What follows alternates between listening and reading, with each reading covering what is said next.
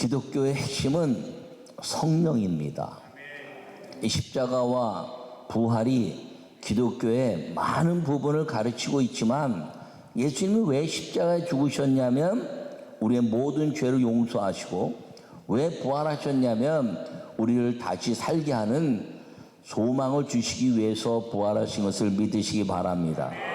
그러나 예수님이 그 십자가에 죽으시고 부활하신 가장 큰 목적은 무엇이냐면, 이 모든 죄 용서받은 사람들에게 부활의 소망을 주시고, 그리고 잃어버린 하나님의 생명, 곧 하나님의 형상을 우리 속에 다시 회복시키기 위한 하나님의 영을 부어 넣으시기 위한 목적이 이 십자가와 부활이고, 그것을 통해서 예수님이 부활 승천하신 이후에 성령 우리에게 보내심으로 말미암아 성령이 이 땅에 오셔서 구원받은 백성들에게 능력 있게 살게 하기 위한 그 과정의 삶이 예수님이 십자가와 부활의 삶이고, 그리고 그 목적이 성령 하나님이 우리에게 오신 것임을 기억하기를 간절히 바랍니다. 여러분 이 십자가의 고난의 역사, 주님이 우리를 위해서 십자가에 죽으셨다는 것이지요. 그리고 다시 사는 부활의 소망, 아름다운 일입니다. 그러나 실제 모든 종교마다 고난을 다 가지고 있습니다. 마귀와의 싸우는 고난, 영적 환난에 대한 그런 고난을 어떻게든지 이기려고 하는 그런 종교적 모습이 다 있습니다. 부활에 관한 이야기도 다 가지고 있습니다. 그리고 이제 천국과 지옥에 관한 이야기도 다 가지고 있습니다. 그런데 가지고 있지 못한 것이 무엇이냐면, 성령 하나님이 이 땅에 오신다는 것은 오직 기독교의 비밀이란 것을 기억하기를 바랍니다. 여러분, 그 고난과 다시 살고 승천에 대한 이야기도 가지고 있고, 다 모든 종교들이 다 가지고 있는데, 그들의 모든 종교의 결론은 사람을 말하고 있다는 것입니다. 그런데 십자가와 부활의 예수 그리스도는 예수 그리스도의 이름을 이야기하지만 성령을 이 땅에 보내시기 위해서 본인이 십자가에 죽으시고 부활하셔서 이제는 성령을 받은 모든 사람들에게 예수 그리스도의 이름으로 마귀의 모든 권세를 깨뜨리는 능력을 하나님의 형상으로 우리에게 부어주신 부활의 아름다운 영, 성령에 관한 역사가 이 기독교의 핵심이라는 것을 꼭 기억하기를 축원합니다. 그래서 어느 누구도 어떤 종교에서도 마귀를 이길 수가 없습니다. 마귀의 모든 권세는 자꾸 이 더 큰 귀신을 부르고 더 큰 귀신을 부르고 하면서 마귀를 이겨내려고 하지만, 결국 마지막은 마귀 앞에 무릎 꿇게 하는 인간의 그 무릎 꿇음이 목적이라는 것이죠. 그런데 예수님은 십자가에 죽으시고 우리의 모든 삶을 죄를 용서하시고 부활 승천하신 이후에 성령을 우리에게 보내주심으로 말미암아 성령을 받은 모든 사람들은 예수 그리스도 이름으로 마귀의 권세를 깨뜨려내는 부활의 영의 축복의 성도들이 되었다는 것을 꼭 기억하기를 간절히 바랍니다. 그러므로 십자가와 부활의 약속은 무엇인가요? 그것은 내가 가면 너희에게 성령을 부을 것이니, 성령이 너희에게 오면 너희가 나보다 더 큰 일을 할 것이다. 할렐루야. 예수님보다 어떻게 우리가 더 큰 일을 할 수 있겠습니까? 그것은 무엇이냐면 예수 그리스도의 이름을 하늘과 땅의 권세로 누리는 하나님의 그 임재를 통해서 임마누엘 하신 성령의 능력이 우리 안에 열매 맺게 되는 그것이 예수님이 우리가 더 큰 일을 할 것이라고 하신 말씀인 것을 여러분 기억하기를 바랍니다. 그러므로 오늘 십자가와 부활의 약속인 성령이 이 땅에 오실 그 약속의 부활의 놀라운 은혜가 우리 모든 성도들에게 충만히 임하기를 간절히 축원합니다. 오늘 본문의 말씀은 예수님이 제자들에게 십자가에 죽으실 것과 사흘 후에 다시 살아날 것을 말씀하고 있는 이야기입니다. 근데 누구에게 이것을 말씀하시느냐? 아무에게나 십자가와 부활을 말씀하신 것이 아닙니다. 제자들에게 너희는 나를 누구나 하냐? 이렇게 이야기했더니 세상에서는 엘리야요 선지자 중에 하나라 이야기하지만 베드로가 놀라운 고백을 하고 있으며 주는 그리스도시요 살아계신 하나님의 아들입니다. 크게 아멘. 여러분, 사실 이 고백은 예수님을 처음 만났던 이제 빌립이 이야기했으며 요셉의 아들 나사렛 예수님이라 이렇게 고백했으며 예수님을 메시아로 고백한 것이지요. 나다나엘은 당신은 하나님의 아들이시오 이스라엘의 임금입니다 이렇게 고백하고 있습니다. 여러분, 그것뿐 아니라 제자들이 수시로 수많은 고백들을 행했지만 이 마지막 십자가의 죽으심을 앞두고 제자들에게 다시 물으신 이유는 무엇이냐면 너희가 나를 메시아로 확신하고 있느냐 하는 것을 다짐하기 위한 것임을 기억하기를 바랍니다.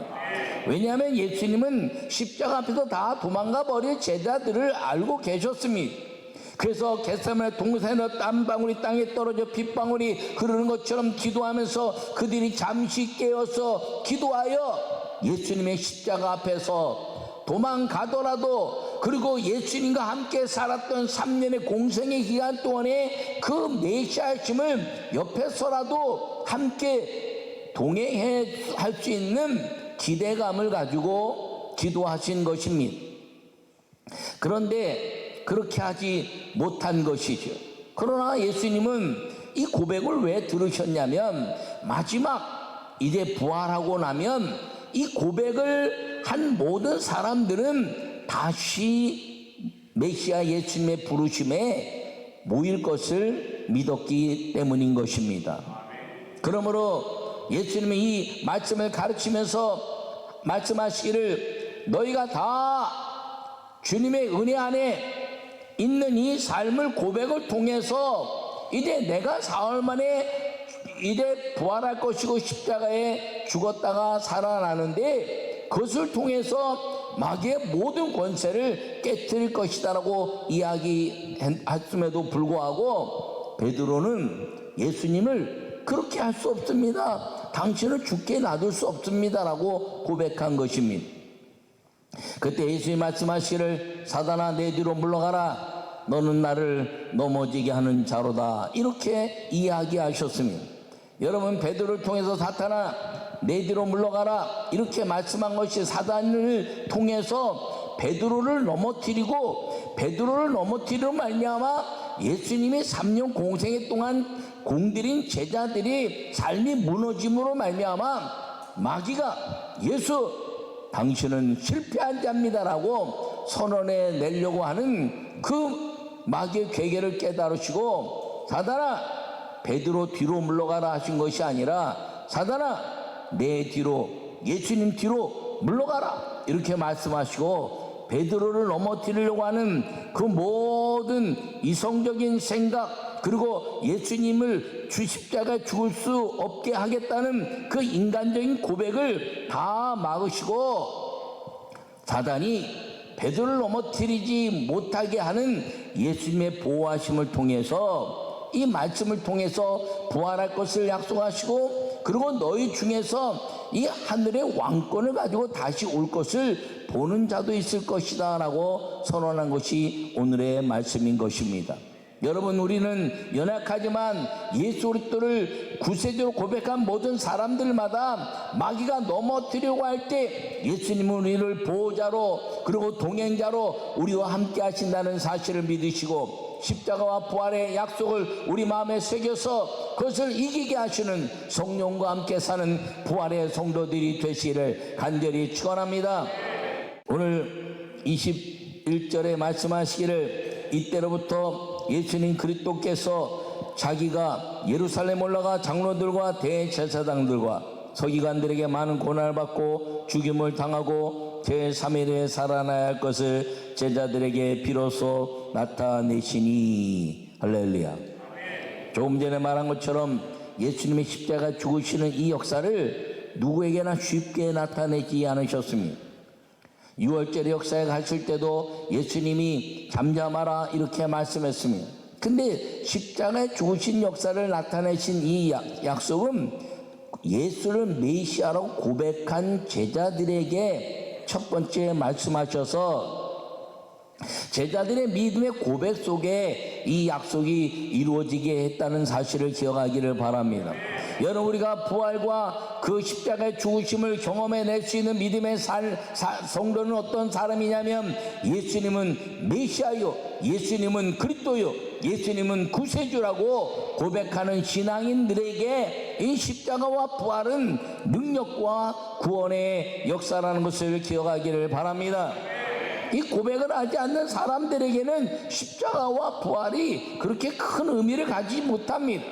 그러나 예수님께 당신은 메시아요, 주는 그리스도 살아계신 하나님의 아들입니다라고 고백한 베드로에게 이제 내가 십자가에 죽었다가 사흘 후에 살아날 것을 말씀하시면서 그것이 예수님이 이 땅에 오신 목적이요, 그걸 통해서 너희에게 홀로 두는 것이 아니라 세상 끝날까지 너희와 함께하는 성령을 보내실 성령 하나님에 대한 약속인 것을 우리에게 말씀하고 있는 것임을 기억하기를 간절히 바랍니다.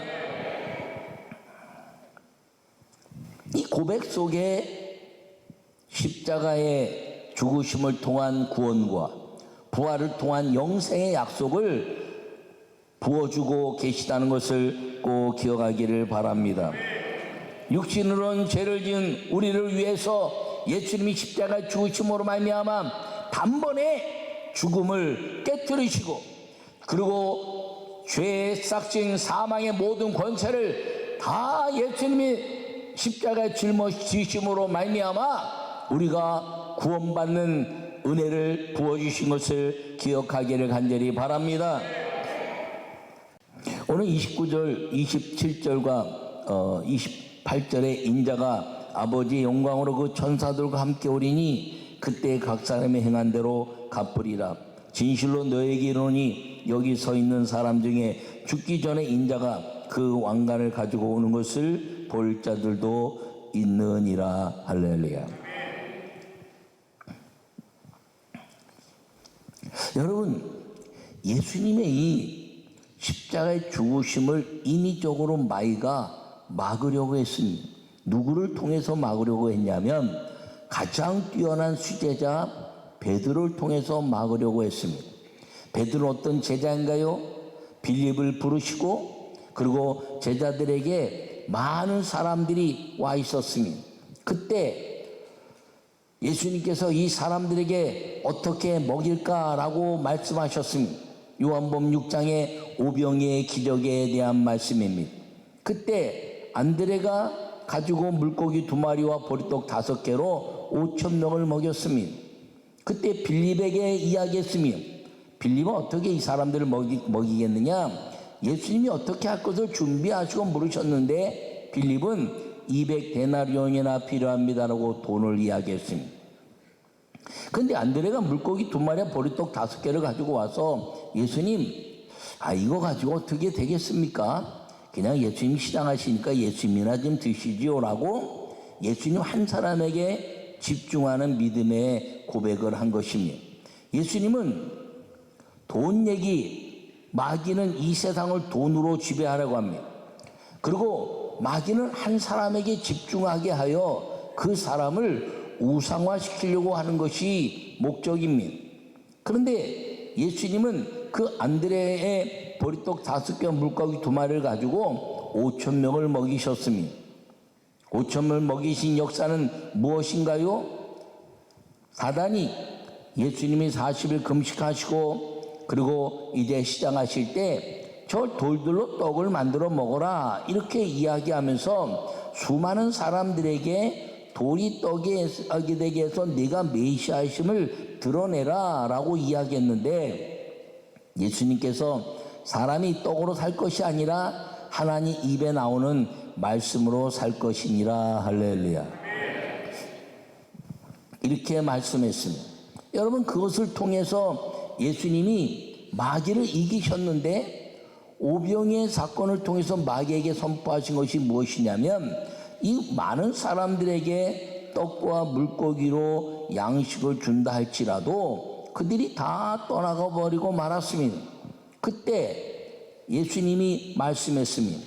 나는 생명의 떡이요, 나는 살아있는 떡이요, 나는 하나님의 보내신 영생의 떡이다, 이렇게 말씀했는데 다 예수님을 떠나가 버리고 말았습니다.